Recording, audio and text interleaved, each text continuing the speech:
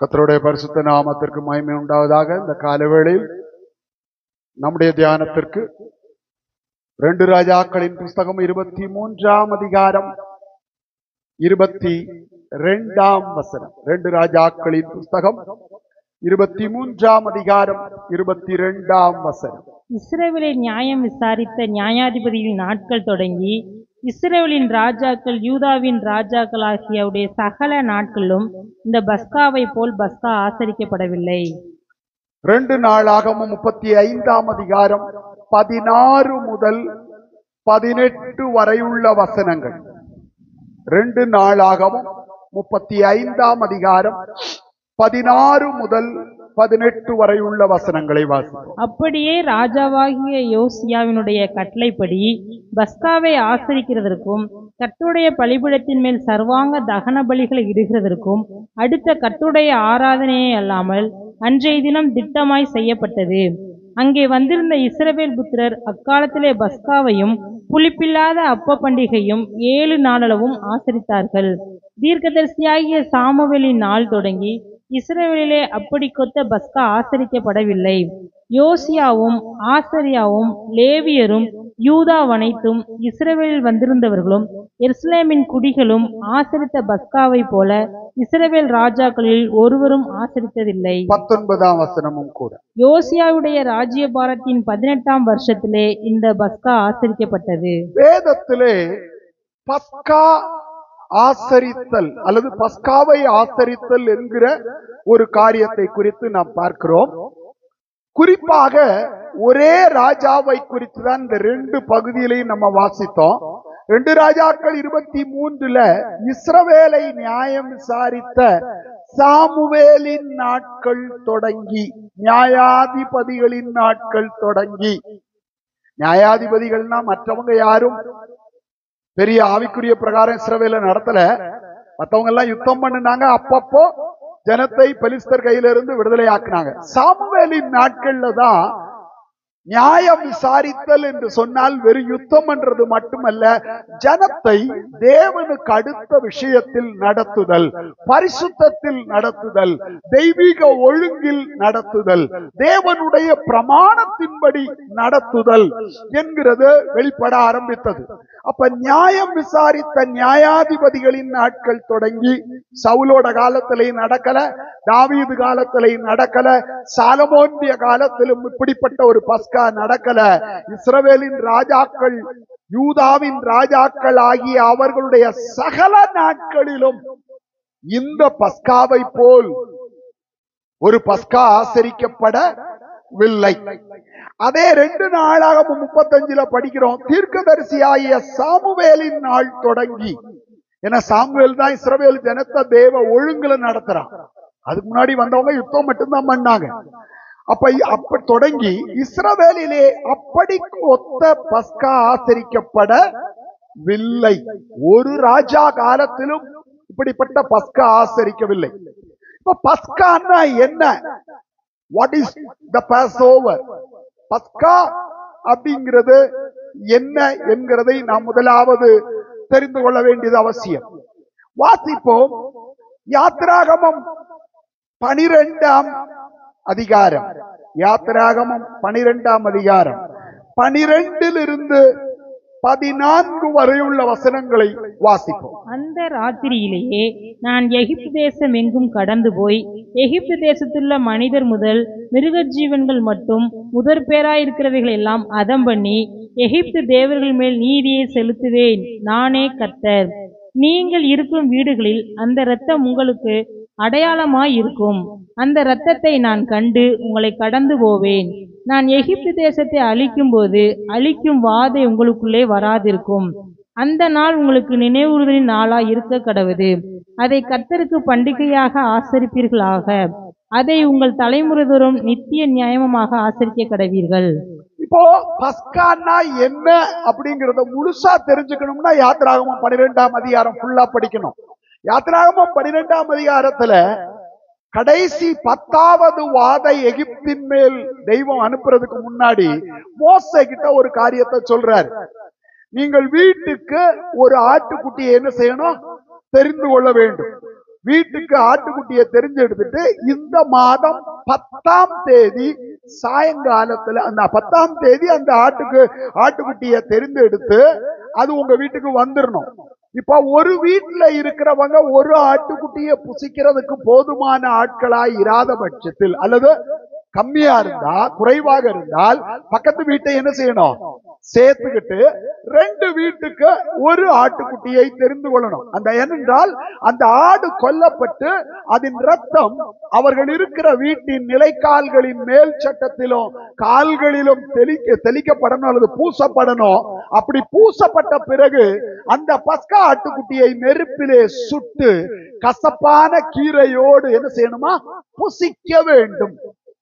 அந்த ஆடு ஒவ்வொருத்தருக்கும் சொந்தமாய் மாறணும். 14ஆம் தேதி சாயங்காலத்துல அந்த ஆட்டை கொல்லணும். கொன்றதின் ரத்தத்தை எடுத்து வீட்டின் நிலைக்கால்களின் மேல் சட்டத்திலும் கால்களிலும் பூசணும். பூசிட்டு வீட்டுக்கு வெளியே போய் நிக்க கூடாது. எல்லாரும் எங்க இருக்கணும்? ரத்தம் பூசப்பட்ட வீட்டிற்குள் இருக்கணும். இருந்துட்டு அந்த வீட்டுக்குள்ளேயே அந்த ஆட்டுக்குட்டியை நெருப்பினால் சுட்டு கசப்பான கீரையோடு எல்லாவற்றையும் புளிப்பில்லாத அப்பத்தோடு என்ன செய்யணும்? சாப்பிடணும். அந்த ஆட்டை புசிச்சிடணும். இந்த ஆடு அந்த வீட்டுக்குள்ள இருக்கிற எல்லாருக்காகவும் மரித்தது. அப்ப அந்த வீட்டுக்குள்ள இருக்கிறவங்களுக்காக மரிச்சிருச்சு, ரத்தம் பூசப்பட்டாச்சு, பரவாயில்ல வேலை முடிஞ்சதுன்னு விட முடியாது. அந்த ஆடு எல்லாருக்கும் சொந்தமாய் மாறணும். இப்ப மரித்த பலியிடப்பட்ட அந்த ஆடு சொந்தமா மாறுறது எப்படி? அதை புசிக்கும் போதுதான். அதை புசிக்கலன்னா அந்த ஆடு என்ன ஆக முடியாது? எனக்கு சொந்தமாக முடியாது. அந்த ஆட்டின் ரத்தம் என்னை பாதுகாக்கிற ரத்தமாய் இருக்கிறது. அந்த ஆட்டின் மாம்சம் என்னை பலப்படுத்தக்கூடியதாய் மாறிவிடுகிறது. என்னோடு ஒரு அம்சமாய் ஒரு அங்கமாய் அந்த ஆடு மாறிடுது. அந்த ஆடு எனக்கு சொந்தமாய் மாறுது. சரி, அப்படி நடக்கும் போது என்ன நடக்குது? நம்ம 12ஆம் அதிகாரம் 13ஆம் வசனத்துல நீங்கள் இருக்கும் வீடுகளில் அந்த இரத்தம் உங்களுக்காக அடையாளமாக இருக்கும். என்ன அடையாளம்? நீங்கள் மரிக்க வேண்டிய இடத்துல ஏற்கனவே ஒரு ஆடு மரித்து விட்டது. ஆகவே நீங்கள் மரிக்க வேண்டிய அவசியம் இல்லை. நீங்கள் ஜீவனுக்குரியவர்கள் என்பதற்கான அடையாளம் தான் அந்த இரத்தம், பூசப்பட்ட இரத்தம்.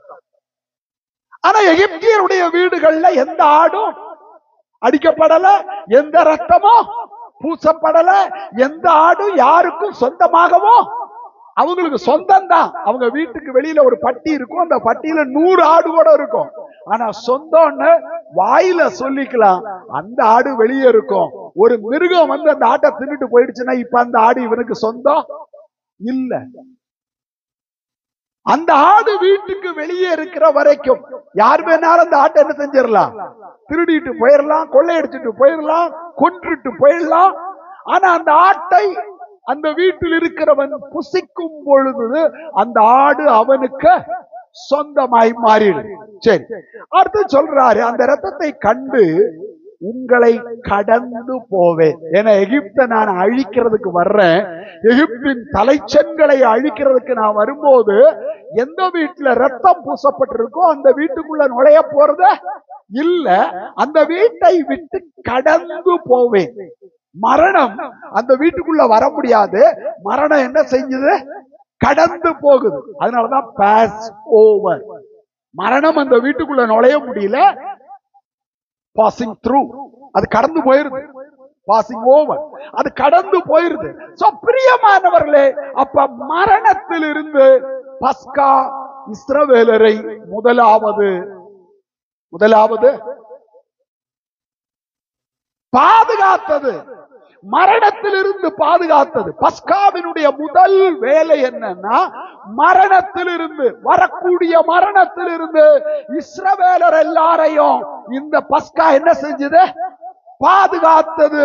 பிரியமானவர்களே, இப்ப தெய்வம் என்ன சொல்றாரு? 14ஆம் வசனம் 14. அந்த நாள் உங்களுக்கு நினைவுறுதலான நாளாய் இருக்க கடவுது.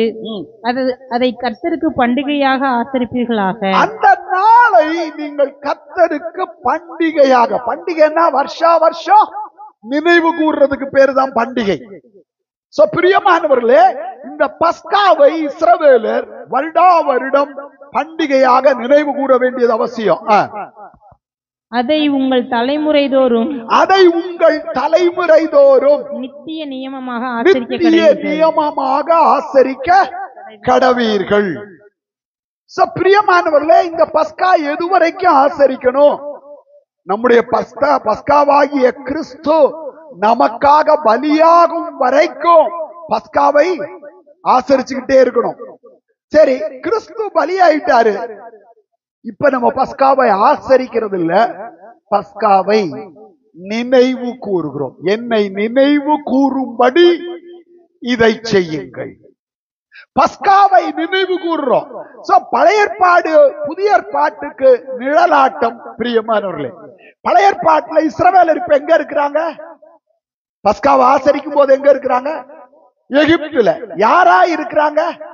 அடிமைகளாய். இப்ப எகிப்தின் அடிமைத்தனத்துல இருக்கிற அவர்களை பார்வோன் கொல்றதுக்காகத்தான் அவர்களை உபத்திரவப்படுத்துகிறார். பார்வோன் இந்த ஜனத்தை கொண்டு தன் இஷ்டத்துக்கு அவர்களை பயன்படுத்திட்டு அவர்களை கொன்றுணும், அவர்களை அடிமைகளாய் வைத்திருக்கணும். அதுதான் பார்வோனுடைய நோக்கம். ஆனால் தேவனுடைய நோக்கம் இஸ்ரவேல் ஜனங்கள் பார்வோனுக்கு அடிமைகளாய் இருப்பது அல்ல. அப்ப தெய்வம் இந்த ஜனத்தை என்னவா மாத்தணும்னு விரும்புறாரு? நான் உங்களை ராஜரீக ஆசாரிய ராஜ்யமாய் உங்களை மாற்றுவேன் அல்லது மாற்ற விரும்புகிறேன் என்று சொல்றார். தெய்வம் இஸ்ரவேலரை ராஜ்யமாய் மாற்ற விரும்புகிறார். பார்வோனோ தன்னுடைய காலுக்கு கீழே இஸ்ரவேல அடிமையா வச்சு மிதிச்சு புளிச்சு அவர்களை ஒண்ணுமில்லாம ஆக்கணும். இது பார்வோனுடைய நோக்கம். தெய்வம் யாரை ராஜ்யமாய் மாற்ற விரும்புகிறாரோ அவர்களை பிசாசு காலுக்கு கீழே வச்சு மிதிக்கணும்னு விரும்புறான்.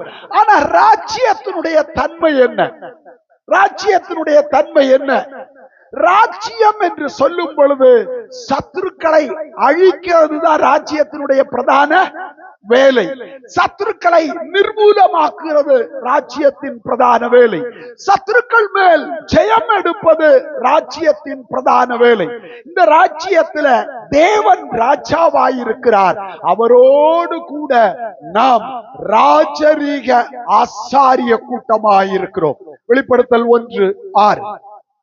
வெளிப்படுத்தல் 1 அதிகாரம் 6ஆம் வசனம். நம்மிடத்தில் அன்பு கூர்ந்து தமது இரத்தத்தினாலே தம்முடைய பாவங்களற நம்மை கழுவி, நம்முடைய பாவங்களற நம்மை கழுவி தம்முடைய பிதாவாகிய தேவனுக்கு முன்பாக நம்மை ராஜாக்களும் ஆசாரியர்களும் ஆக்கின அவருக்கு மகிமையும் வல்லமையும் என்றென்றைக்கும் உண்டாயிருப்பதாக. ஆமென். இப்ப இந்த இடத்துல ராஜாக்களும் ஆசாரியர்களும், ஆனா மூல பாஷையில ராஜரீக ஆசாரிய கூட்டம். அது அப்போஸ்தலனாகிய பேதுரு தன்னுடைய நிருபத்தில் எழுதும் பொழுது அதை அவர் குறிப்பிடுகிறார். தெய்வம் நம்மை ஒரு ராஜரீக ஆசாரிய கூட்டமாக 2ஆம் அதிகாரம் 1ஆம் பேதுரு எழுதின 1ஆம் நிருபம் 2ஆம் அதிகாரம் 9ஆம் வசனத்தை வாசிப்போம். நீங்களோ உங்களை அந்தகாரத்தினின்று தம்முடைய ஆச்சரியமான ஒளியினிடத்திற்கு வரவழைத்துடைய புண்ணியங்களை அறிவிக்கும்படிக்கு தெரிந்து கொள்ளப்பட்ட சந்ததியாயும் ராஜரீகமான ஆசாரிய கூட்டமாயும் பரிசுத்த ஜாதியாயும் அவருக்கு சொந்தமான ஜனமாயும் இருக்கிறீர்கள். ரெண்டு இடத்துலயும், இங்கேயும் வெளிப்படுத்தல் 1:6 மூல பாஷையில ஒரே வார்த்தை தான். அங்க மொழிபெயர்த்தவங்க ராஜாக்களும் ஆசாரியர்களும், ஆனா இங்க ராஜரீக ஆசாரிய கூட்டம். அதாவது அர்த்தம் என்ன? தேவன் ராஜாதி ராஜாவாயிருக்கிறார். அவருடைய ராஜரீகத்தை பெற்றுக்கொண்ட ஆசாரியர்களாக அவருடைய ராஜ்யத்துல நாம் காணப்படுவோம். ஆசாரியர்கள் என்று சொல்லும் பொழுது பாவ நிவர்த்தியை கொண்டு வருகிறவர்கள் தான் யாரு? ஆசாரியர்கள். இஸ்ரவேலிலே ஜனத்துக்கு பாவ நிவர்த்தியை கொண்டு வர்றதா யாருடைய வேலை? ஆசாரியனுடைய வேலை. அப்ப இவர்கள் பரிசுத்த கூட்டம். பாவ நிவர்த்தியை கொண்டு வருகிறவன் பாவத்துக்குரியவனாய் ஒருபோதோ இருக்கக்கூடாது. இப்ப நமக்கு பாவ நிவர்த்தி செய்தது யார்? நம்முடைய கிருபாதார பலியாகிய நம்முடைய கர்த்தராகிய இயேசு கிறிஸ்து. அவர் நம்முடைய மகா பிரதான ஆசாரியனாயிருக்கிறார். அதனால அவரை குறித்து சொல்லுது வேதம், பாவமறியாத அவரை தேவன் நமக்காக பாவம் ஆக்கினார். அவர் பாவம் அறியல, பாவம் செய்யல, அவருக்குள் பாவம் காணப்படல. ஆனா பாவம் அவர் மேல் சுமத்தப்பட்டது. அவரோ பாவத்தை பரிகரித்தார். பாவத்தை நிவர்த்தி செய்கிற கிருபாதார பலியாய் கல்வாரியில் வெற்றி சிறந்தார். பிரியமானவர்களே, அப்போ இந்த ராஜா அவருடைய ராஜ்யத்தில் ஆளுகை செய்கிறார். அவருடைய ஆளுகையை நமக்கு பிரித்து கொடுத்திருக்கிறார். ஆனா உண்மையில நம்ம ராஜாக்கள் அல்ல, ராஜரீகமான ஆசாரியர்கள். அவர் ஒருவர் தான் ராஜா. ஏன்னா ராஜா அப்படின்னா அவருக்கு மரணம் இல்லை. there is no death for the king. அப்ப நமக்கு நம்ம சரீரத்துல மரிச்சுதான் ஆகணும். ஆனாலும் மரணத்தை நம்ம என்ன செய்யறோம்? ஜெயிச்சிடுறோம். அதனால பிரியமானவர்களே, நாம் ராஜரீக மரணத்தை ஜெயித்த ஆசாரிய கூட்டங்களாய் அவரோடு கூட நித்தியத்திலையும் சரி, 1000 வருட அரசாட்சியிலும் சரி நாம் ஆளுகை செய்ய போகிறோம். அப்போ இந்த ஆளுகைக்கு நம்மை தகுதிப்படுத்துறது எது? வெளிப்படுத்தல் 3ஆம் அதிகாரம் 21ஆம் வசனம். Revelation 3:21. நான் ஜெயங்கொண்டு என் பிதாவுடைய சிங்காசனத்திலே அவரோட கூட உட்கார்ந்தது போல ஜெயங்கொள்கிறவன் எவனோ அவனும் என்னுடைய சிங்காசனத்தில் என்னோட கூட உட்காரும்படிக்கு அருள் செய்வேன். நான் ஜெயங்கொண்டு என் பிதாவின் சிங்காசனத்தில் உட்கார்ந்திருக்கிறது போல. அப்ப ஜெயம் கொள்ளுகிறவன் எவனோ அவனும் என்னோடு கூட சிங்காசனத்தில் உட்காரும்படி அருள் செய்வேன். பிரியமானவர்களே, அப்ப ஜெயம் எடுக்காவிட்டால் நமக்கு ஆளுகை இல்ல. அப்ப இந்த உலகத்திலேயே ஒவ்வொரு அபிஷேகம் பெற்ற தேவனுடைய பிள்ளையோ ராஜரீக ஆசாரிய கூட்டமாய் தெரிந்தெடுத்த ஒவ்வொருவருக்கும் ஜெயம் உண்டாயிருக்க வேண்டியது அவசியம். முதல்ல பாவத்தின் மேல ஜெயம், 2வது மாம்சத்தின் மேல ஜெயம். ஏன்னா மாம்சம் நம்மளோட என்ன செஞ்சுக்கிட்டே இருக்கு? மாம்சம் ஆவிக்கு விரோதமாக இச்சிக்கிறது என்று வேதம் சொல்கிறது. அப்ப மாம்சம் போராடுது. 3வது உலகம் நம்மை கரைப்படுத்தும்படிக்கு போராடுது. அதனாலதான் யாக்கோபு எழுதுறாரு, உலகத்தால் கரைபடாது இருக்கிறதே பிதாவாகிய தேவனுக்கு முன்பாக மாசில்லாத சுத்தமான தேவ பக்தியாய் இருக்கிறது என்று யாக்கோபு நிருபத்தில் எழுதுறாரு. ஒரு பக்கம் பாவம் நம்மளை கரைப்படுத்த பிரயாசப்படுது, இன்னொரு பக்கம் மாம்சம் நம்மை கரைப்படுத்த பிரயாசப்படுகிறது, இன்னொரு பக்கம் உலகம் நம்மை கரைப்படுத்தும்படி போராடுகிறது. ஆகவே பாவத்தை ஜெயிக்கணும், மாம்சத்தை ஜெயிக்கணும், உலகத்தை ஜெயிக்கணும். இதெல்லாம் கண்ட்ரோல் பண்ற பிசாச ஜெயிக்கணும். அவன் ஆளுகையின் கீழ் இருக்கிற மரணத்தையும் பாதாளத்தையும் கூட நாம் ஜெயிக்கிறவர்களாய் மாற வேண்டும். ஏனென்று சொன்னால் நம்முடைய கர்த்தராகிய இயேசு கிறிஸ்து மரணத்தையும் பாதாளத்தையும் ஜெயித்தார். அப்ப அவர் ஜெயம் எடுத்தால் நமக்கும் அந்த ஜெயம் சாத்தியமே. ஒரு ஊழியக்காரர் சொன்னாரு, இயேசுவை போலெல்லாம் நம்மளால ஜீவிக்க, இயேசுவை போல ஜீவிக்க முடியாதுன்னு சொன்னால் இந்த பைபிள் பொய்யே, இந்த பைபிள் வேஸ்ட். ஏனென்றால் வேதம் சொல்லுகிறது, கிறிஸ்துவின் நிறைவான வளர்ச்சியின் அளவுக்கு தக்க பூரண புருஷராகும் வரைக்கும். அப்ப பிரியமானவர்களை, இயேசுவை போல நம்மளை மாத்துறதுதான் இந்த வேத வசனத்தோட வேலை. இயேசு சொல்றாரு, நான் உலகத்தை ஜெயித்தேன், நான் மரணத்தை ஜெயித்தேன், நான் பாதாளத்தை ஜெயித்தேன். நான் ஜெயிச்சனால நீயும் ஜெயிப்ப, ஜெயிக்கணும். நான் ஜெயம் கொண்டது போல நீங்களும் ஜெயம் கொள்ள வேண்டும். அப்ப இயேசு ஜெயிச்ச மாதிரி நான் ஜெயிக்கலன்னா கிறிஸ்தவம் தோற்று போன கிறிஸ்தவம். பைபிள் பொய்ன்னு அர்த்தம் பிரியமானவர்களே. ஆனா பைபிள் பொய்யும் அல்ல, கிறிஸ்தவம் எந்த காலத்திலும் தோற்று போகவும் இல்லை. எத்தனையோ பரிசுத்தவான்கள் மரணத்தை ஜெயித்தார்கள், பாதாளத்தை ஜெயித்தார்கள், உலகத்தை ஜெயித்தார்கள், மாம்சத்தை ஜெயித்தார்கள், பாவத்தை ஜெயித்தார்கள், சுயத்தை ஜெயித்தார்கள். இன்றைக்கு தங்கள் படுக்கைகளில் கெம்பீரித்துக் கொண்டிருக்கிறார்கள் பிரியமானவர்களே. அதனாலதான் சங்கீதம் சொல்லுது, அவர்கள் தங்கள் படுக்கையில் கம்பீரித்துக் கொண்டிருப்பார்கள் என்று வேதம் சொல்லுகிறது. அதனால பைபிள் பொய் இல்ல. பிரியமானவர்களே, இயேசுவை போல நாம் ஜெயம் எடுக்கணும். இப்ப நான் ஜெயம் எடுத்தேன்னா எனக்கு என்ன கொடுக்கப்படுகிறது? ஆளுகை. எனக்கு என்ன கொடுக்கப்படுகிறது? ஆளுகை. எனக்கு எதன் மேல எல்லாம் ஆளுகை? முதல்ல பிசாசின் மேல ஆளுகை, இரண்டாவது பாவத்தின் மேல ஆளுகை, மூணாவது ஏமாம்சத்தின் மேல ஆளுகை, நாலாவது எனக்குள்ள இருக்கிற சுயத்தின் மேல ஆளுகை, அஞ்சாவது பாதாளத்தின் மேல ஆளுகை. ஏன்? மரணம்னு சொல்றது ஆத்தும மரணம். ஆத்தும மரணத்தின் மேல எனக்கு ஆளுகை இருக்கு. அந்த ஆளுகை வரும்போது பிசாசு இப்ப எங்க வந்துடுறான்? ஏன் காலுக்கு கீழே. அதனாலதான் ரோமர்ல என்ன எழுதப்பட்டிருக்கிறது? சமாதானத்தின் தேவன் தாமே சாத்தானை உங்கள் கால்களின் கீழே நசுக்கி போடுவாராக. இந்த ஜெயத்தை நீ தனியா எடுக்க முடியாது. சமாதானத்தின் தேவனோடு சேர்த்துதான் இந்த ஜெயத்தை நீ சொந்தமாக்கி கொள்ள முடியும். நீ ஆண்டவருடைய கையை பிடிச்சுக்கிட்டே நட. அவர் பிசாசை மிதிச்சு கொண்டு வந்து எங்க போடுறாரா? உன் காலுக்கு கீழே. அவர் மிதிக்க வேண்டியதெல்லாம் மிதிச்சிருவாரு. நீ செய்ய வேண்டியது என்னது? துதிக்கணுமா? உன் காலை மட்டும் தூக்கி யார் மேல வைய, அவ்வளவுதான். நீ மிதிக்க வேண்டாம், நீ பிரயாசப்பட வேண்டாம். நீ தெய்வத்தோடு இருந்தா போதும், நீ பரிசுத்தத்தோடு இருந்தா போதும், நீ கிருபையோடு இருந்தா போதும், நீ அபிஷேகத்தோடு இருந்தால் போதும், நீ விசுவாசத்தோடு தெய்வத்தை பிடிச்சுக்கிட்டு நடந்தா போதும், நீ வார்த்தையோடு ஜீவித்தால் போதும். ஆட்டோமேட்டிக்கா சாத்தா எங்க வருவா? உன் காலுக்கு கீழே, என் காலுக்கு கீழே, நம்முடைய காலுக்கு கீழே. அது யார் செய்ய போறது? நம்முடைய கர்த்தராகிய இயேசு கிறிஸ்து. நான் உலகத்தை ஜெயித்தேன், திடன் கொள்ளுங்கள், உலகம் ஒன்றை ஜெயிக்க முடியாது. நான் மரணத்தை ஜெயித்தேன், திடன் கொள்ளுங்கள், மரணம் ஒன்றை ஜெயிக்க முடியாது. நான் பிசாசை ஜெயித்தேன், திடன் கொள்ளுங்கள், பிசாசு ஒன்றை ஜெயிக்க முடியாது. என்கிட்ட மாம்சமே இல்லை.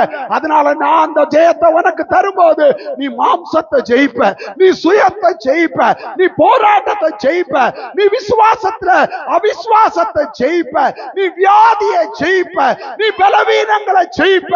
சத்துரு உனக்கு எதிராய் கொண்டு வருகிற ஒவ்வொரு சூழ்நிலையையும் நீ ஜெயிப்பாய்.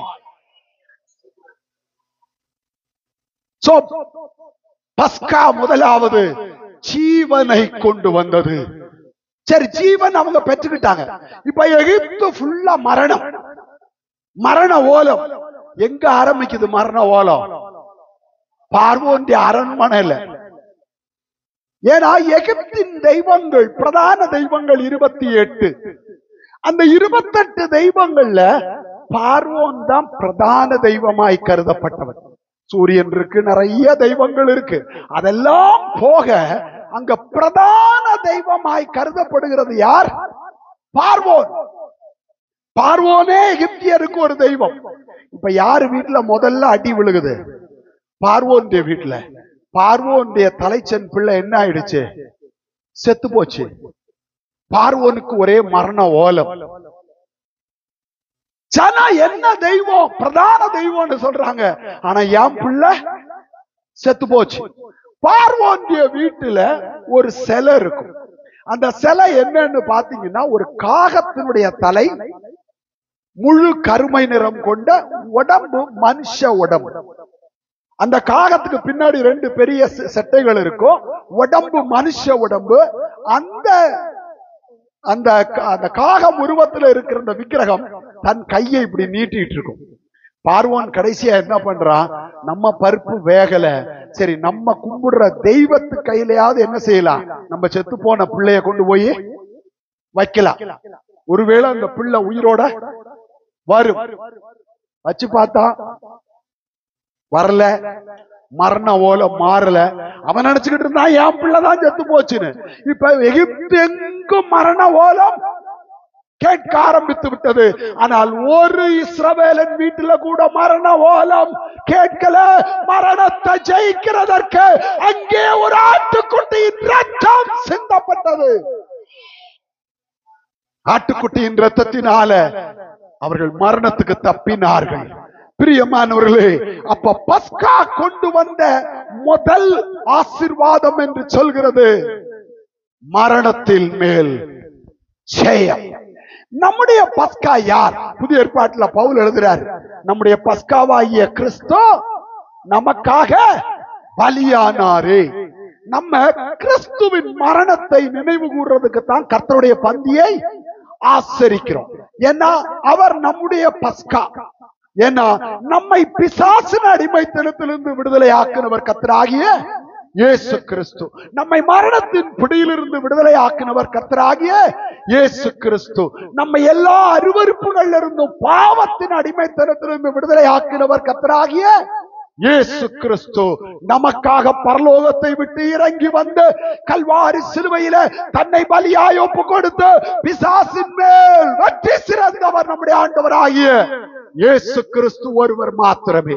அதனாலதான் வேதம் சொல்லுது, நம்முடைய பஸ்காவாகிய கிறிஸ்து. அப்படி இருக்கா பைபிள்ல? எங்க இருக்கு? பைபிள்ல தான் பாஸ்டர் இருக்கு.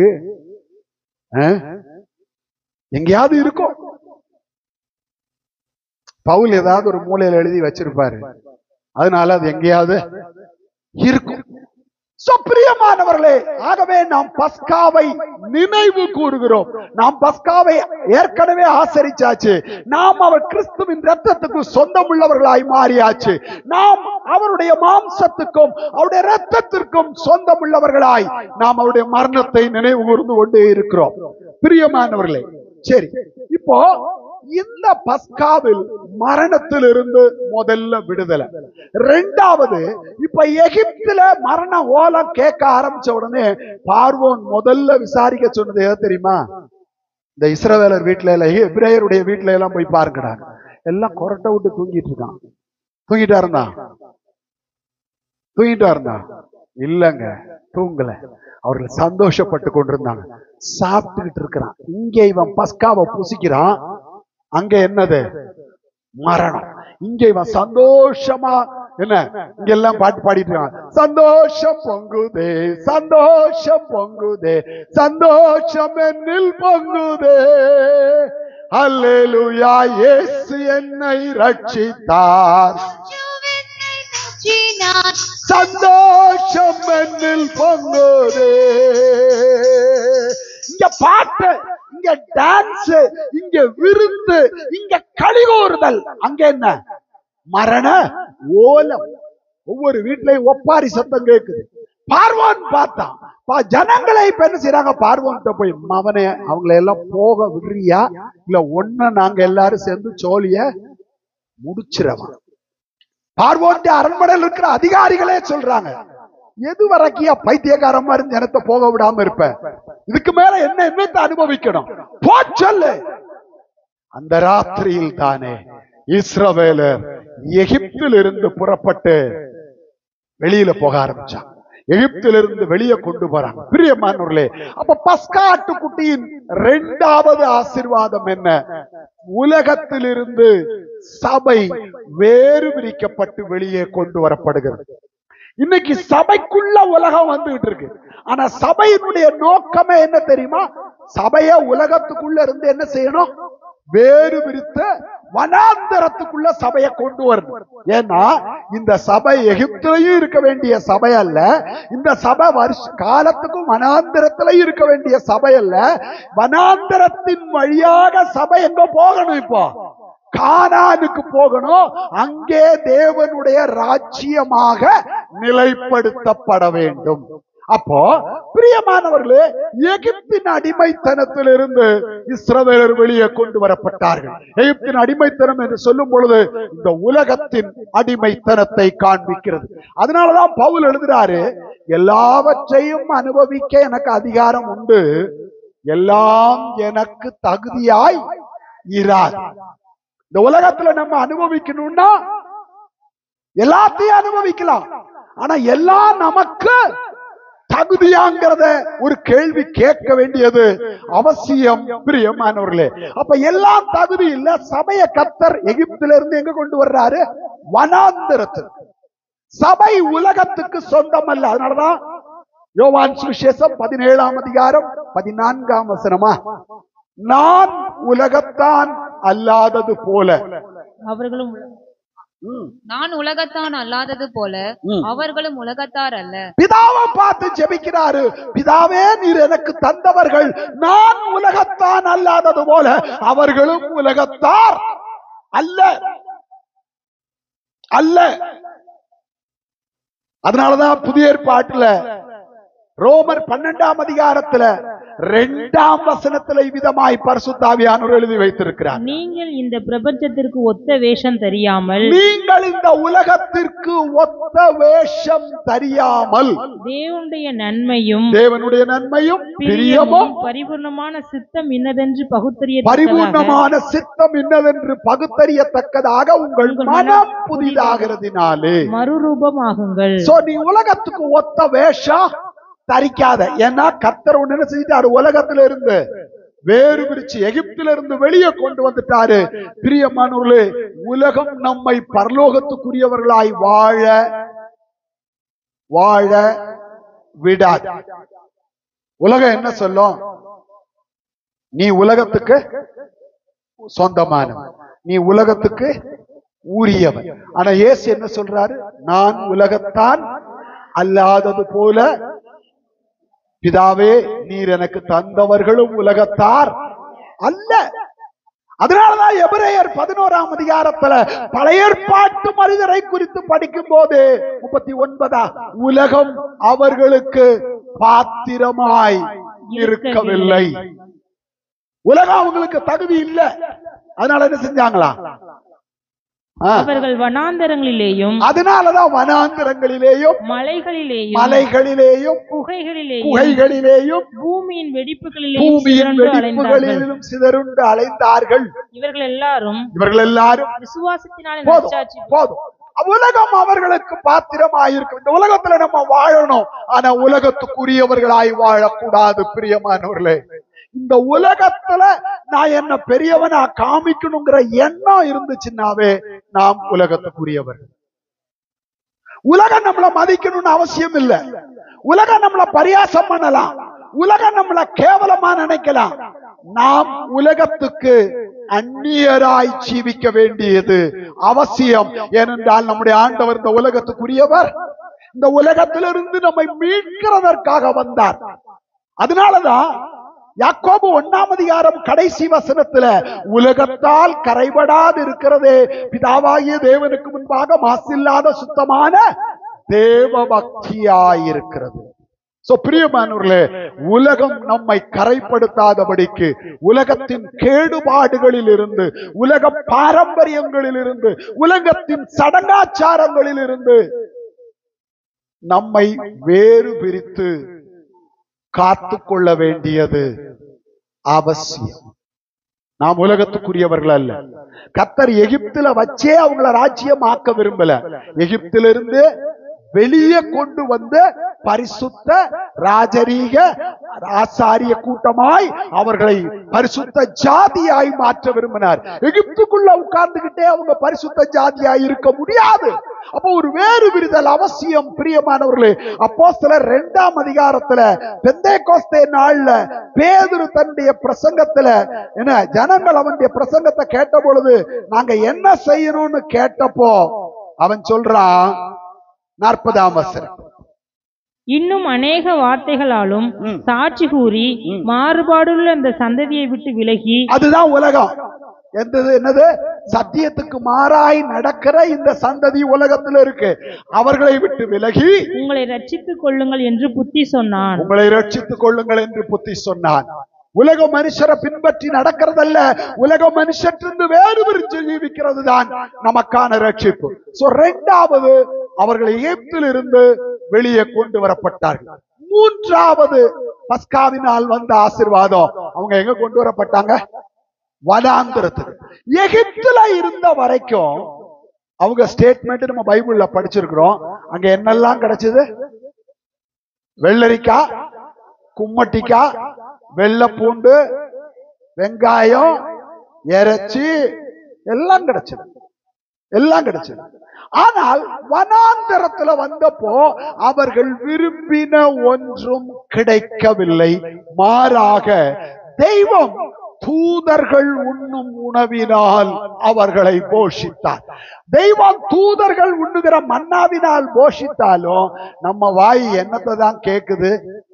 கருவாடு. கொஞ்சமாவது கருவாடு இருந்தாதான் சுருக்குன்னு இறங்கும். ஒரு சிலர் சொல்றது என்னது? சுருக்குன்னு இறங்குமா. இப்போ இத சாப்பிட மாட்டேங்கிறான், எந்திரி. இப்ப சோறு திங்க மாட்டேங்கிறான், அவங்க அம்மாட்ட கேட்கறா, கொஞ்சோண்டு கருவாடு வறுத்து கொடுமா, சுருக்குன்னு இறங்கும். இதோ சோறா, இத போய் என்னத்த திங்க சொல்ற? சுருக்குன்னு தானே இறங்கும்.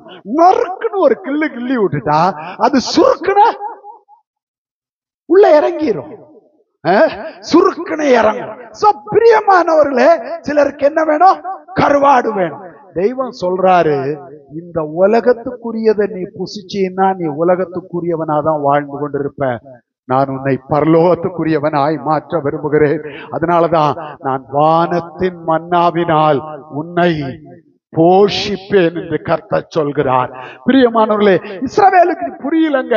எகிப்துல இருந்து வெளியே கொண்டு வந்தது ரைட்டு. அப்பப்பா செங்கடல இருந்து ஒரு காத்து அடிச்சு மீன் பெருசு பெருசா 7 கிலோ 8 கிலோ மீன் பறந்து வந்து பொத்து பொத்துன்னு கூடாரத்துல விழுந்தா எவ்வளவு சந்தோஷமா இருக்கும். அது கரெக்டா சாயங்காலம் விழுகிற மாதிரி வச்சாருன்னு வச்சுக்காங்க. நைட்டு மீனெல்லாம் அறுத்து மண்டையில குழம்பு வச்சுட்டு நடுவுல இருக்கிற என்ன பீஸ் எல்லாம் போட்டு நல்லா வறுத்து நல்லா சாப்பிடலாம். தெய்வம் அதை தரல.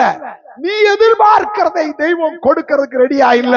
காரணம், நான் உலகத்தான் அல்லாதது போல நீங்களும். நீ எகிப்துக்குரியவன் அல்ல, எகிப்தின் போஜனத்துக்குரியவன் அல்ல, நீ பரலோகத்துக்குரியவன், நீ தேவனுக்குரியவன், நீ தெய்வீகத்தை பெற்றுக் கொள்ள வேண்டியவன். நான் உன்னை போஷிக்கிற வேறொரு போஜனம் உண்டு. பிரியமானவர்களே, அது நீ நினைக்கிற போஜனம் அல்ல. உன் விருப்பத்தை நிறைவேற்றுகிறது. அது உன்னுடைய போஜனம். என் பிதாவின் சித்தத்தை நிறைவேற்றுகிறது. என்னுடைய போஜனமாயிருக்கிறது. அப்ப வேறு விரிக்கப்பட்ட சபை தன் விருப்பம் நிறைவேறதுக்கு பிரயாசப்படுறது அல்ல. யாருடைய விருப்பம் நிறைவேறணும்? ஒருத்தர் நம்முடைய சபையை விட்டு போறதுக்கு முன்னாடி என் வீட்டுக்கு வந்தாரு. நான் சபையை விட்டு போறேன்னு சொன்னாரு. இப்ப ஏன் போறீங்கன்னு கேட்டேன். அதுக்கு காரணத்தை அவரால் சொல்ல முடியல. 6 மாசமா வீட்டுல நிம்மதியே இல்லை, நரகத்தை அனுபவிக்கிற மாதிரி இருக்கு. ஏன்லாம் கேட்காதீங்க, நான் சபையை விட்டு போறேன். 6 மாசமா வீட்டுல நிம்மதி இல்லாம பண்றது யாரு? நீர் எனக்கு தந்த சத்தமா சொல்லுங்க. மொத்த நிம்மதியையும் காலி பண்றது நீர் எனக்கு தந்த ஸ்திரீயான. அதான் அவர் சொன்ன ஸ்டேட்மெண்ட். 6 மாசமா நிம்மதியே இல்லை. அது உண்மையா பொய்யான்னு எனக்கு தெரியாது. மனைவியே வச்சுக்கிட்டு தான் சொல்றாரு. 2 பேரும் தான் வந்தாங்க. 3 மணி நேரம் என்கிட்ட பேசினாங்க. பேசி முடிச்சுட்டு, பாஸ்டர் தப்பா எடுத்துக்காதீங்க, 6 மாசமா வீட்டுல நிம்மதியே இல்லாம போயிடுச்சு, அதனால நாங்க சபையை விட்டு போறோம். அப்ப போனா நிம்மதி, அப்ப அங்க வேற ஸ்திரீ வந்துருவாளோ? நீர் எனக்கு தந்த ஸ்திரீ போய் வேற ஸ்திரீ வந்துருவாளோ? அது அவரைத்தான் கேட்கணும். வேற ஸ்திரீ எதுவும் வந்திருக்காளா அப்படின்னு கேட்கணும். பிரியமானவர்களே, அந்த அர்த்தம் என்ன? இப்ப இவரு தன்னுடைய விருப்பத்தின்படி நடக்கல, இன்னொரு ஆள் அவரை என்ன பண்ணிட்டு இருக்கு? ஃபோர்ஸ் பண்ணுது. என்ன பண்ணுது? ஃபோர்ஸ் பண்ணுது. இப்ப இயேசு என்ன சொல்றாரு அப்படின்னா, நீ எகிப்தின் போஜனத்தை புசித்தால் நீ தேவனுடைய ராஜ்யமாய் மாற முடியாது. என்னுடைய ராஜ்யம் உலகத்துக்குரியது அல்ல. அதனாலதான் மனம் திரும்புங்கள், பரலோக ராஜ்யம். அப்ப நம்ம யாருடைய விருப்பத்தை நிறைவேற்றணும்? தேவனுடைய விருப்பத்தை நிறைவேற்றணும். தேவனுடைய ராஜ்யத்தின் நோக்கத்தை நிறைவேற்றும்படி அழைக்கப்பட்டவர்கள். அதனால இப்ப தெய்வம் அவங்க விரும்பின சாப்பாடை கொடுக்கவில்லை. அவங்க மனசு இச்சித்ததா கொடுக்கலங்க. வாசிங்க உபாகமம் 8ஆம் அதிகாரம் 2ஆம் வசனம். உன் தேவனாகிய கர்த்தர் உன்னை சிறுமைப்படுத்தும்படிக்கும் எகிப்துல இருந்த வரைக்கும் உனக்கு எல்லாம் சம்பூர்ணமா இருந்தது. அதோட கூட சேர்த்து உனக்குள்ள என்ன இருந்தது? பெருமையும் இருந்தது. அதனால உன் தேவனாகிய கர்த்தர் உன்னை சிறுமைப்படுத்தும்படிக்கும் தம்முடைய கட்டளைகளை நீ கைக்கொள்வாயோ கைக்கொள்ள மாட்டாயோ என்று அவர் உன்னை சோதித்து, தேவனுடைய கட்டளைகளை நீ கைக்கொள்வாயோ மாட்டாயோ என்று அவர் உன்னை சோதித்து, உன் இருதயத்தில் உள்ளதை நீ அறியும்படிக்கும், உன் இருதயத்தில் கீழ்ப்படியாம இருக்கா இல்ல அர்ப்பணிப்பு இருக்குதா அதை நீயே அறியும்படிக்கும், உன்னை இந்த 40 வருஷமும் வனாந்தரத்திலே நடத்தி வந்த எல்லா வழியும் நினைப்பாயாக. ஒண்ணு நீ பரலோக போஜனத்தினால புசிக்கணும். இப்போ ஒன்றுமில்லைங்க, நம்ம நீங்க என்ன சாப்பிடுறீங்களோ அது உங்களுடைய சரீரத்துல வெளிப்படும். இப்ப நல்ல கொழுப்புள்ள நல்ல ஆரோக்கியமான உணவை சாப்பிட்டா உங்க சரீரம் ஆரோக்கியமா இருக்கும். அதை விட்டுட்டு குர்குரே, லேசு, என்ன இந்த தெருவுல விக்கிறது 2 ரூபா ஜெல்லி, என்ன இந்த ரோட்ல விற்பான் அழுவி போன பழத்தெல்லாம் கையில காலில் போட்டு மிதிச்சு பஞ்சாமிரதம் பிசைற மாதிரி பிசைஞ்சு அதுல ஐஸ் போட்டு வச்சிருப்பான். அந்த ஜூஸ் இதா குடிச்சீங்கன்னா ஆரோக்கியம் வருமா? நீங்கள் எதை புசிக்கிறீர்களோ அது உங்கள் சரீரத்தில் வெளிப்படும். இப்ப நீங்க பரலோகத்துக்குரிய மன்னாவை புசித்தால் நீங்க பரலோகத்துக்குரிய ஆரோக்கியத்தை உடையவர்களா என்ன செய்வீங்க? உங்க ஆத்மாவில அதை வெளிப்படுத்துவீங்க. நீங்க பூமிக்குரியவைகளை புசித்தால், பூமிக்குரியவைகளை புசிக்கிறவருடைய நிலைமை என்ன தெரியுமா? ஏசாயா 22 நினைக்கிறேன், புசிப்போம் குடிப்போம் நாளைக்கு பெட்டி செய்வோம். இன்னைக்கு புசிப்போம் குடிப்போம் நாளைக்கு குழி வெட்டுவோம்.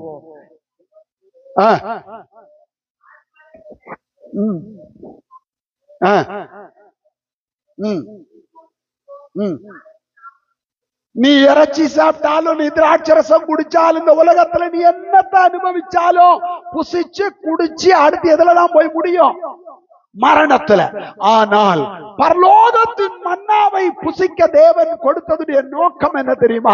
அது மனுஷ போஜனம் அல்ல, அது தூதர்களின் போஜனம். தூதர்களுக்கு மரணம் இல்ல.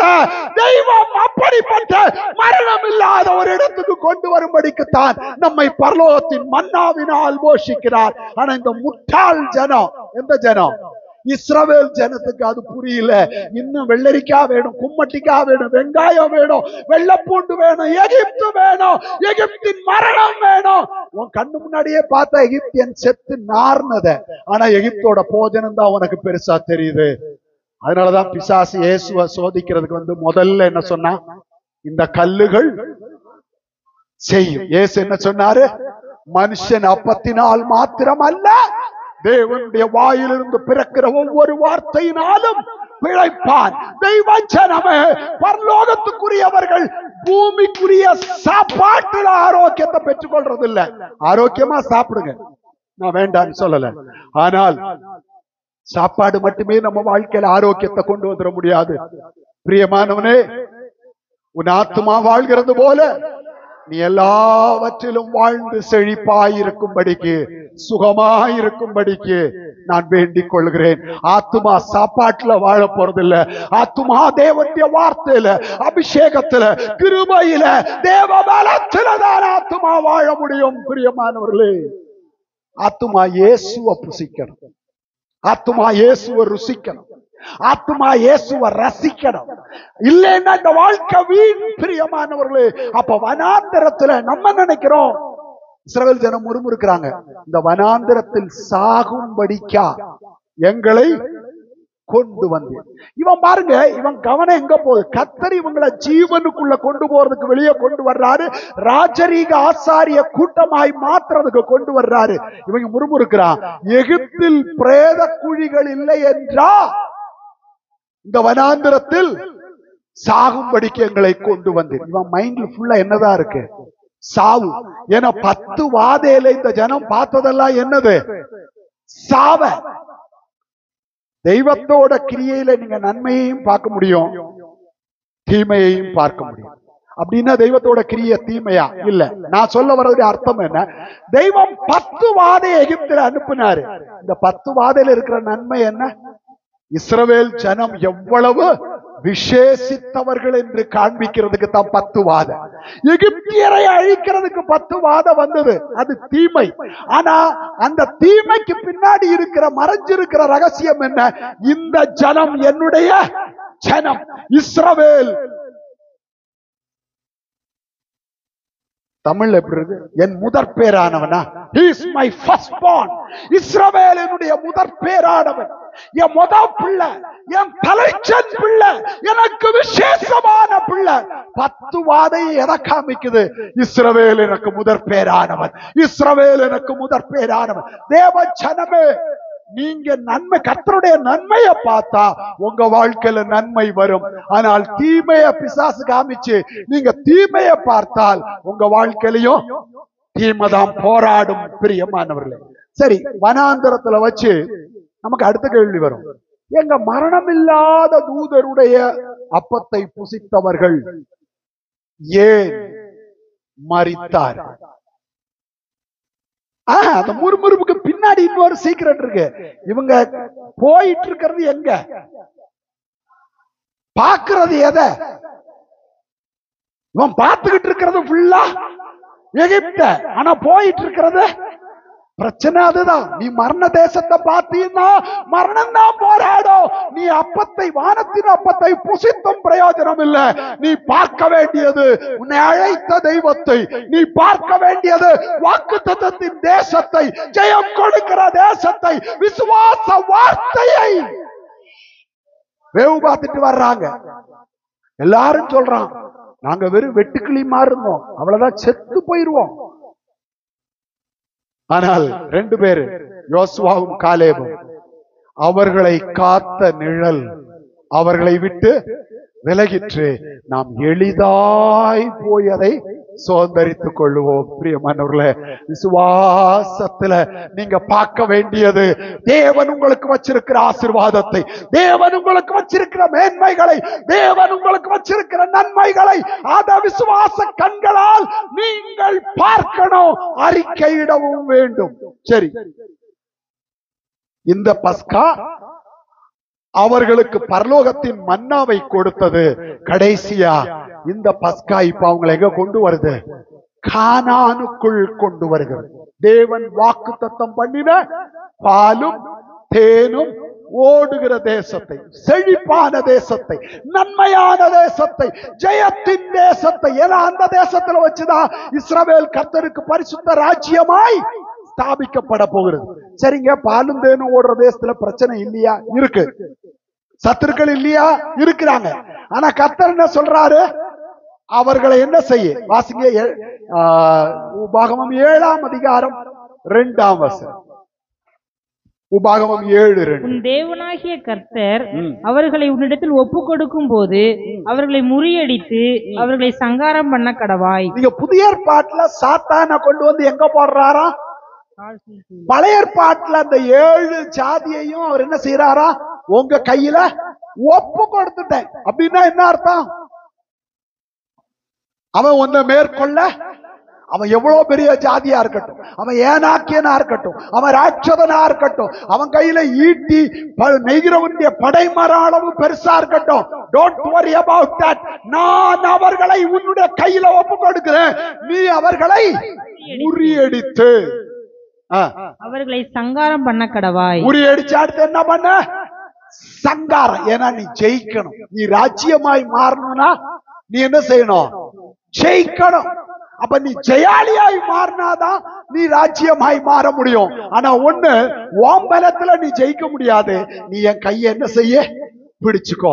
நீ என் கையை பிடிச்சுக்கிட்டேன்னு சொன்னால் நான் உனக்கு ஜெயத்தை கொடுக்கிற கர்த்தர், நான் உன் சத்துருக்களை நிர்மூலமாக்குற கர்த்தர், நான் உனக்கு முன்னே போகிறவர், நான் உனக்கு பின்னே காவலாய் இருக்கிறவர், நான் உனக்காக அக்கினி மதிலாய் இருக்கிறவர், நான் பறந்து காக்கிற பட்சியை போல உன்னை பாதுகாக்கிறவர்.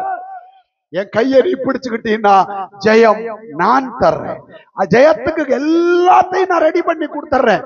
அவனை கொண்டு வந்து என்ன செய்யறேன்? உன் முன்னாடி போட்டுறேன். நீ செய்ய வேண்டியதெல்லாம் அவ்வளவுதான். நீ சத்துருவை மிதித்து போடுவாய். நீ மிதிச்சு போடுவ. பிரியமானவர்களே, நீ ஜெயம் எடுக்காமல் நீ ராஜ்யமாய் மாற முடியாது. அப்ப ஜெயம் எடுக்கணும்னா நீ தனியா ஜெயம் எடுக்க முடியுமா? இல்ல, நீ தேவனோடு இருக்கணும். நீ தேவனுடைய கையை பிடிச்சுக்கணும். தேவனுடைய கையை பிடிச்சுக்கிட்டு இப்ப ராஜ்யமாய் நான் ஒன்ன மாத்திடுறேன், நீ ராஜ்யம். அப்ப யாரு ராஜா? தேவன் ராஜா. இப்ப தேவன் சிங்காசனத்தில் இருக்கிறாரு, நீ அவருடைய ஆளுகையின் கீழ் இருக்கணும். அப்படி இருந்தீன்னா இந்த கானான் உனக்கு சொந்தமாகும் என்று கர்த்தர் சொல்கிறார். பிரியமானவர்களே, இப்ப என்ன நடக்குது? யோசியாவின் காலத்துல ஒரு பஸ்காவை ஆசரிக்கிறார்கள். நான் சுருக்கமாய் சில பாயிண்ட்ஸ் மட்டும் சொல்லி முடிச்சிடுறேன். அந்த பஸ்காவை ஆசரிக்கும் பொழுது ஆக்சுவலா நிலைமை என்னன்னு பாத்தீங்கன்னா, இஸ்ரவேல்ல ஒரு கேவலமான ராஜா இருந்தான், யூதாவில. ஏன்னா ராஜ்யம் ரெண்டா பிரிஞ்சிருச்சு. தாவீதின் வம்சத்துல ஒரு ராஜ்யம், அது யூதான்னு பேரு. 10 கோத்திரம் இஸ்ரவேல் ராஜ்யம் என்று வடக்கு ராஜ்யமாய் மாறிடுச்சு. அதுல தாவீதின் குடும்பத்துல ஒருத்தர் இருந்தான், அவன் பேரு மனாசே. அவனை போல ஒரு கேவலமான ராஜா எவனும் இல்லை, எவனுமே இல்லை. அவ்வளவு கேவலமானவன். அவன் எவ்வளவு அருவருப்பை இஸ்ரவேலுக்குள்ள கொண்டு வர முடியுமோ, தேவனுடைய ஆலயத்தை எவ்வளவு தீட்டுப்படுத்த முடியுமோ அவ்வளவு தீட்டுப்படுத்தின ஒரு மனுஷன். இப்போ அவனுக்கு ஒரு மகன் பிறக்கிறான், ஆமோன்னு. அவன் அதோட ஒரு தருதலை. அந்த ஆமோனுடைய மகன் தான் யோசியா. அது எப்படிங்க? தாத்தா தருதலை, அப்பன் தருதலையோ தருதலை, ஆனா பிள்ளை கர்த்தருக்கு பயந்தவன். காரணம், இவன் பிறக்கிறதுக்கு முன்னாடியே ஒரு தீர்க்க தரிசனம். பலிபீடமே பலிபீடமே, யோசியா என்னும் ஒருவன் தாவீதின் வம்சத்துல பிறப்பான். அவன் என்ன செய்வான்? மனுஷ பிரேதங்களின் எலும்புகளை உண்மையில சுட்டரிச்சு உன்னை தீட்டுப்படுத்துவான். அதற்கு அடையாளம் இப்ப இந்த பலிபீடம் வெடிக்கும், அதன் சாம்பல் கொட்டி போகும். தீர்க்கதரிசி சொல்லிட்டு இருக்கும் போதே பலிபீடம் ரெண்டா. யோசியா பிறக்கவே இல்லை, கர்த்தர் அவனை குறிச்சு தீர்க்க தரிசனம் சொல்கிறார். ஒருத்த மோசமா இருக்கிறனால அவன் வம்சமே மோசமாயிராது, ஒருத்த யோக்கியனா இருக்கிறனால அவன் வம்சமே யோக்கியமாயும் இருந்துவிட முடியாது. ஒவ்வொருத்தரை குறித்து கர்த்தருடைய நோக்கம் பிரதானம். பிரியமானவர்களே, யோசியா ராஜாவாகும் பொழுது அவனுக்கு வயசு என்ன? 34 1 2 நாளாகம் 34 1.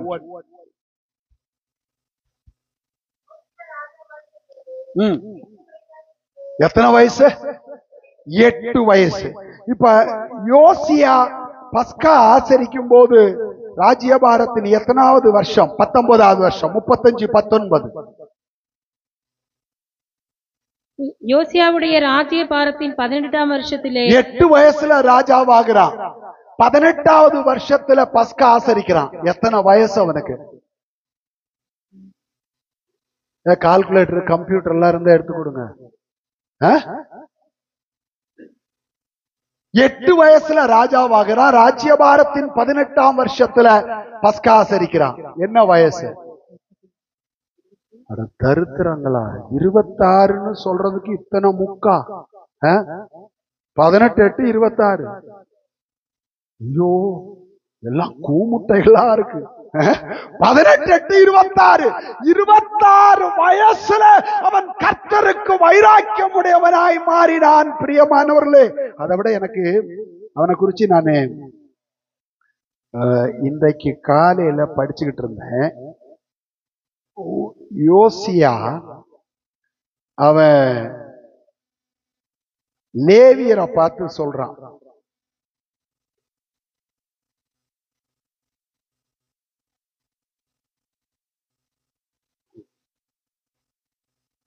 அவன் லேவியரை பார்த்து அவங்கள பரிசுத்தம் பண்ணணுங்கிறதுக்கு சொல்லும் பொழுது அவன் நிமிதமாய் சொல்லுகிறதாய் நாம் பார்க்கலாம். அது 2 ராஜாக்களின் புஸ்தகத்துல தானே. அவன் லேவியரை பார்த்து என் குமாரரே அப்படிங்கிறான். லேவியரை பார்த்து என் குமாரரே அப்படின்னு சொல்லி உங்களை நீங்க என்ன பண்ணுங்க, சுத்திகரிங்க, உங்களை பரிசுத்தமாக்குங்க, உங்களை சீர்படுத்துங்க. அவன் வயசு ரொம்ப கம்மி. ஆனால் லேவியரை பார்த்தவன் சொல்றான், என் குமாரரே நீங்கள் உங்களை சுத்திகரிச்சு கொள்ளுங்க, நீங்க உங்களை பரிசுத்தம் பண்ணி கொள்ளுங்க, நீங்க உங்களை சீர்படுத்தி கொள்ளுங்க, நீங்க கர்த்தருக்காக வைராக்கியம் உடையவர்களாய் மாறுங்கள் என்று அவன் சொல்கிறான். அப்ப அவனுக்கு எவ்வளவு வைராக்கியம் இருக்கும். ஒரு சின்ன பையன், ஆனா அவன் லேவியரை பார்த்து என் குமாரரேங்கிறான். அது காரணம் என்ன தெரியுமா? அவன் வயசல்ல காரணம், அவன் மேலிருந்த அபிஷேகம், அவன் மேலிருந்த தேவ நோக்கம், அவனுக்கு இருந்த தேவ வைராக்கியம், அவனுக்கு இருந்த தேவ தரிசனம். ஒரு வாலிப பையனுக்கு இருந்த வைராக்கியம் ஆசாரியர்களுக்குள்ள இல்ல. 2 பேரு பஸ்காவை ஆசரிக்கிறாங்க. இன்னொரு ஆள் யாருன்னா 2 நாளாகமம் 30ஆம் அதிகாரம். 2 நாளாகமம் 30ஆம் அதிகாரத்துல எசேக்கியா என்கிற ஒரு ராஜா பஸ்காவை ஆசரிக்கிறார். 2 நாளாகமம் 30ஆம் அதிகாரத்துல எசேக்கியா என்கிற ஒரு ராஜா, அவனு என்ன செய்யறான்? இந்த எசேக்கியா யாரு? பஸ்காவை 2ஆம் மாதத்தில் ஆசரிக்கும்படி ராஜாவும் அவனுடைய பிரபுக்களும் எருசலேமில் உள்ள சபையார் யாவரும் யோசனை பண்ணி இருந்தார்கள். சரி, இந்த எசேக்கியா யாரு? மனாசேயுடைய அப்பா. மனாசேயுடைய அப்பா. எசேக்கியாவுக்கு பஸ்காவை குறிச்ச ஒரு வெளிப்பாடு இருந்தது. மனாசையோ துரோகியிலும் கேடுகட்ட துரோகி, அதுக்கப்புறம் வந்த ஆமோன் அதை விட துரோகி, அதுக்கப்புறம் வந்த 4வது தலைமுறை எசேக்கியா முதல் தலைமுறை, மனாசே 2வது தலைமுறை, ஆமோன் 3வது தலைமுறை, மனாசே 4வது தலைமுறை. நடுவுல 2 தருதலை, முதலும் கடைசியும். எசேக்கியாவும் யோசியாவும் பலி பஸ்காவை, எனக்கு நேரம் இல்ல, அந்த அதிகாரங்கள் எல்லாம் நீங்க வாசிச்சுட்டு வந்தீங்கன்னு சொன்னால் அங்க பார்த்தால் அவன் சுத்திகரிக்கிறான். முதல்ல நகரத்தை சுத்திகரிக்கிறாங்க, ஆலயத்தை சுத்திகரிக்கிறாங்க, அங்க இருக்கிற அருவருப்புகளை கொண்டு போய் கீதரோன் ஆற்றில கொட்டுறாங்க. எல்லாத்தையும் அவர்கள் சரிப்படுத்தின பிறகு லேவியரை அவர்கள் உற்சாகப்படுத்துறாங்க. உற்சாகப்படுத்தி ஒரு பெரிய பரிசுத்தம் தேசத்துல வருது. எசேக்கியா சொல்றான், எசேக்கியா யூதாவுக்கு ராஜா. அவன் நிருபத்தை எங்க எழுதி அனுப்புறான் தெரியுமா? அவனுக்கு சம்பந்தம் இல்லாத இஸ்ரவேல் தேசத்துக்கு அனுப்புறான். ஏன்னா தேசம் வேறொருத்தர் கையில இருந்தாலும் 12 கோத்திரமும் யாருடைய கோத்திரம்?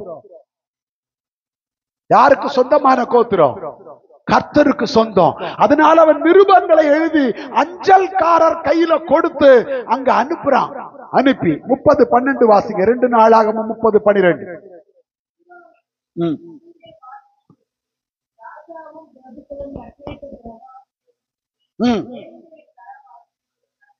ஆக்சுவலா பாத்தீங்கன்னா இதுக்கு முன்னாடி இன்னொரு சம்பவம் நடக்குது.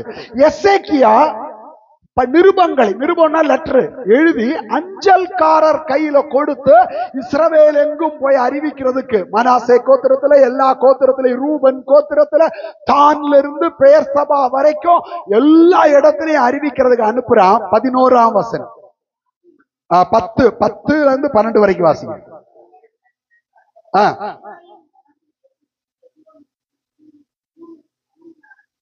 ஊர் ஊராக திரிந்தார்கள். என்ன பண்றாங்க?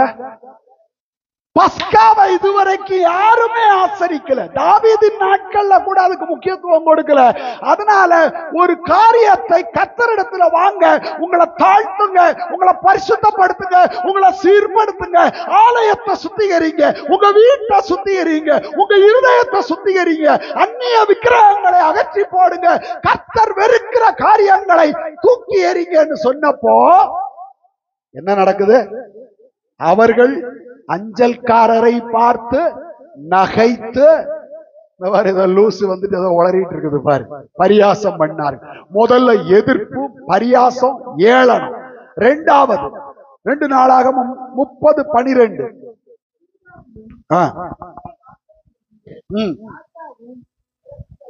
கட்டளையிட்ட பிரகாரம் செய்கிறதற்கு தேவனுடைய கரம் அவர்களை ஒருமனப்படுத்திற்று. தெய்வத்தோட கரம் யாரு தெய்வத்தை நேசிக்கிறார்களோ அவர்களை என்ன பண்ணுச்சு? ஒருமனப்படுத்துது. நம்ம ஒரு காரியத்தை சொன்னா எல்லாரும் கீழ்ப்படுகிறது இல்ல, ஆனால் தெய்வம் யாரை தொடுகிறாரோ அவர்களுடைய இருதயம் அந்த காரியத்தை செய்கிறதுக்கு என்ன ஆயிடுது? ஒருமனப்படுகிறது. அப்படின்னு என்ன அர்த்தம்? பஸ்காவை எதிர்ப்புகள் மத்தியிலும் பரியாசங்களின் மத்தியிலும் ஆசரிக்கிறதற்கு தேவ கரம் யாரை தொட்டதோ அவர்கள் என்ன செஞ்சாங்க? ஒருமனப்பட்டார்கள். அடுத்தது 13ஆம் வசனம், 3வது. அப்படியே 2ஆம் மாதத்தில் புளிப்பில்லாத அப்ப பண்டிகையை ஆசரிக்க வெகு ஜனங்கள் எருசலேமில் மகா பெரிய சபையாய் கூடினார்கள். அந்த ஒரு பக்கம் பரியாசக்காரர் இருக்கிறாங்க, ஏளனம் பண்றவங்க இருக்கிறாங்க. அடந்த பாஸ்டருக்கு வேலை இல்லைங்க, சும்மா ஜபம் வச்சு உயிரை எடுக்கிறாரு. யாரு போறது இவ்வளவு தூரம்? ஆனால் கர்த்தர் யாரை தொட்டாரோ, யாருடைய உள்ளத்தை ஏவினாரோ அவர்கள் ஒருமனப்பட்டு வந்தப்ப எருசலேமில் மகா பெரிய சபையாய் கூடினார்கள். அடுத்த வசனம். அவர்கள் எழும்பி எருசலேமில் உண்டான பலிபீடங்களையும் தூப பீடங்களையும் அகற்றி கீதரோன் ஆற்றிலே போட்டார்கள். எருசலேமை சுத்திகரிக்கிறாங்க. தேவாலயத்துல தொடங்கி சந்து சந்தா, வீடு வீடா, வீதி வீதியா, எங்கெல்லாம் விக்கிரக கோட்டைகள் இருந்ததோ, எங்கெல்லாம் அருவருப்புகள் இருந்ததோ தேடினாங்க, கண்டுபிடிச்சாங்க, உடைச்சாங்க, அள்ளி கொண்டு போய் கீதரோன் ஆற்றிலே போட்டாங்க. ஒரு பெரிய பரிசுத்தமாகுதல் அங்கே உண்டாகிறது. 3வது. 4வது மறுபடியும் 10ஆம் வசனம். அப்படியே அந்த அஞ்சற்காரர் எப்ராயிம் மனாசே தேசங்களில் இல்ல 11ஆம் வசனம், 11ஆம் ஆகிலும் ஆசேரிலும் மனாசேயிலும் செபுலோனிலும் சிலர் மனத்தாழ்மையாகி எருசலேமுக்கு வந்தார்கள். ஒரு கூட்டம் பரியாசம் பண்ணுது, ஆனா மனத்தாழ்மை உள்ளவர்கள் எங்க வர்றாங்க? கர்த்தருடைய சமூகத்துக்கு வர்றாங்க, பஸ்காவை ஆசரிக்கிறதுக்கு வர்றாங்க, பிரமாணத்தை கை கொள்றதுக்கு வர்றாங்க, தேவனை பிரியப்படுத்துறதுக்கு வர்றாங்க. யாருகிட்ட மனத்தாழ்மை இருக்கோ அவர்கள் மட்டுமே தெய்வத்தை தேடி வர முடியும். பிரியமானவர்களே, 84ஆம் சங்கீதத்துல கர்த்தாவே யார் உங்களுடைய வீட்டுல வாசம் பண்றது? எல்லாரும் வாசம் பண்ண முடியாது, ஆனா உங்களுடைய வீட்டில் வாசமாயிருக்கிறவர்கள் பாக்கியவான்கள். அவர்கள் பலத்தின் மேல் பலனடைந்து சியோனிலே தேவ சந்நிதியில் வந்து காணப்படுவார்கள். அவர்கள் அழுகையின் பள்ளத்தாக்கு, ஆக்சுவலா டிரான்ஸ்லேஷன்ல அழுகையின் பள்ளத்தாக்கு, ஹீப்ரூல தி வேலி ஆஃப் பெக்கா அப்படின்னா தாழ்மையின் பள்ளத்தாக்கை உருவ நடந்து அதை நீரூற்றாக்கி கொள்ளுகிறார்கள். மழையும் இங்க தாழ்மைன்னு சொல்றது என்ன தெரியுமா? நாங்கள் எங்கள் தேவனை தேடாமல் போனோம், நாங்கள் விக்கிரகங்களுக்கு இடம் கொடுத்தோம், நாங்கள் அருவருப்பாகி போனோம், நாங்கள் அக்கிரமக்காரராகி போனோம். தெய்வமே எங்களை மன்னியும், எங்களை ஏற்றுக்கொள்ளும், எங்களை சுத்திகரியும் என்று ஒரு கூட்டத்தார் தாழ்த்துகிறார்கள். 5வது 22ஆம் வசனம். பஸ்காவை எப்படி ஆசரித்தார்கள்? கர்த்தர் அடுத்த காரியத்தில் நல்ல உணர்வுள்ள எல்லா லேவியரோடும் எசேக்கியா பட்சமாய் பேசினார். பட்சமாய் பேசினான்.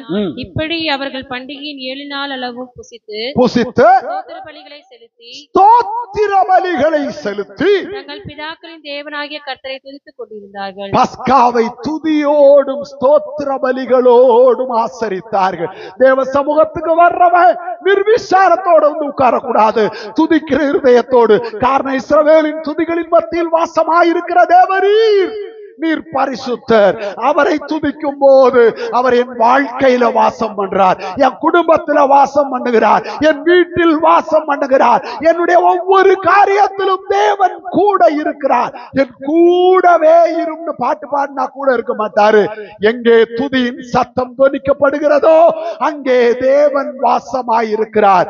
அவர்கள் கர்த்தரை துதித்துக் கொண்டிருந்தார்கள், ஸ்தோத்திர பலிகளை செலுத்திக் கொண்டிருந்தார்கள். 6வது 23ஆம் வசனம். பின்பு வேற 7 நாள் அளவும் ஆசரிக்க சபையார் எல்லாரும் யோசனை பண்ணி அந்த 7 நாளும் ஆனந்தத்தோட ஆசரித்தார்கள். பஸ்காவை ஆசரிக்கிறவன் எப்படி ஆசரிக்கணுமா? ஆனந்தத்தோட, ஆனந்தத்தோட. ஆனந்த துதி ஒலி கேட்கோ, ஆடல் பாட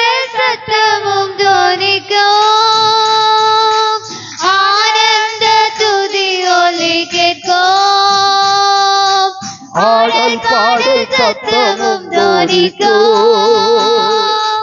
ஆகாயவிண்ணினால் அவர் ஜனம் பெருகும். ஆண்டவர் வாக்கு பலிக்கும். ஆகாயவிண்ணினால் அவர் ஜனம் பெருகும். ஆண்டவர் வாக்கு பலிக்கும். யாக்கோபு நடுங்கிடுவானோ. யாக்கோபின் தேவன் துணையே.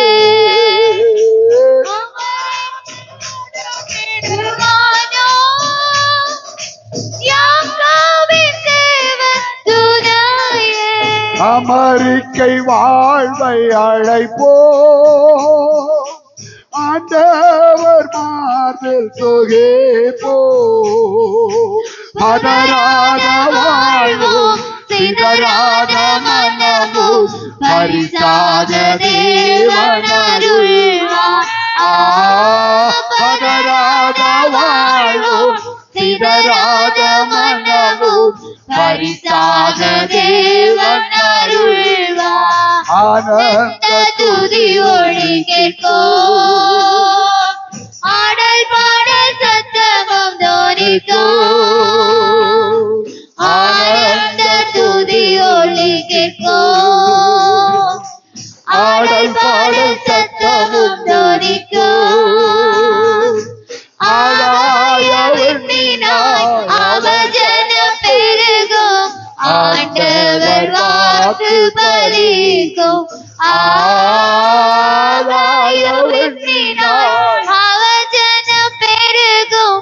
ஆண்டவர் வாக்கு பலிக்கும். ஆனந்தத்தோடு பஸ்காவை ஆசரித்தார்கள். கடைசியா 27ஆம் வசனம். லேவியரான ஆசாரியர்கள் எழுந்து நின்று ஜனத்தை ஆசீர்வதித்தார்கள். அவருடைய சத்தம் கேட்கப்பட்டு அவருடைய விண்ணப்பம் அவருடைய பரிசுத்த வாசஸ்தலமாகிய பரலோகத்தில் வந்து எட்டினது. ஆசீர்வாதத்தோடு பஸ்காவை ஆசரித்தார்கள். அதனாலதான் நாம் ஆசீர்வதிக்கிற ஆசீர்வாதத்தின் பாத்திரம். எல்லாரும் முழங்கால் படிந்தாமா. பஸ்கா எவ்வளவு முக்கியம். தேவ சமூகத்துல அவருடைய மாம்சத்துக்கு இரத்தத்துக்கும் பங்காளிகள் ஆகிறது எவ்வளவு முக்கியம்.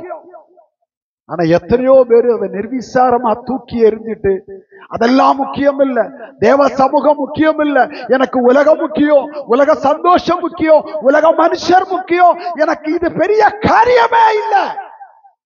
ஒரு டூரு போகணும்னா என்னென்ன ஆயத்தம், அதுக்கு எவ்வளவு செலவு பண்றோம்.